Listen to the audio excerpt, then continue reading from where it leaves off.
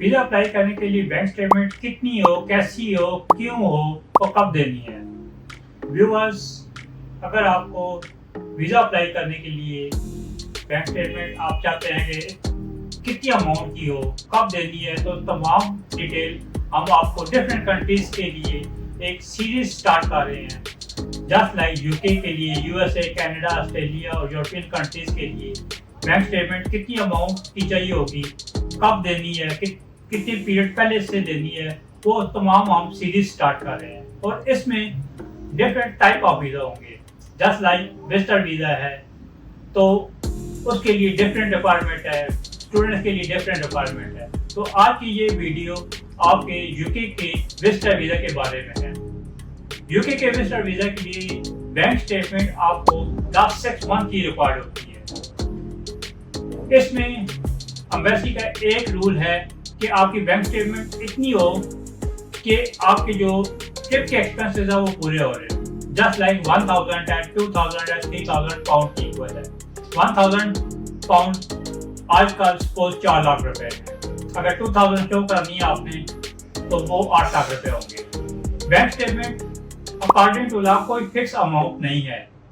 Secondly, आपको bank statement try करें कि मिनिमम 15 से 20 लाख रुपए एंडिंग बैलेंस मिनिमम हो। अगर ज़्यादा बैलेंस है वो आपके लिए बेस्ट है। आपको मैं डिटेल से ब्रीफिंग दे रहा हूँ, जो कि एक वीज़ा ऑफिसर हमारे जो चंद क्लाइंट्स कंसल्टेंट्स के रिफ्यूज होते हैं तो वो उसको देखते हैं, उसको मद्देनजर रखते हुए आपको मैं डिटेल दे रहा हूँ। कंसल्टेंट्स बताते हैं हमने अप्लाई किया है, हमारे ये रिफ्यूज़ल आया है।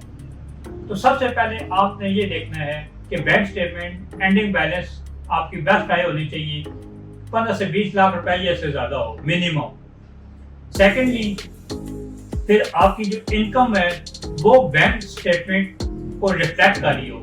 सबसे मेजर जो हमारा पॉइंट होता है, जो वीज़ा ऑफिसर चेक करता है, और उसमें बहुत से कंसल्टेंट्स और बहुत से क्लाइंट्स उनकी अटेंशन नहीं होती।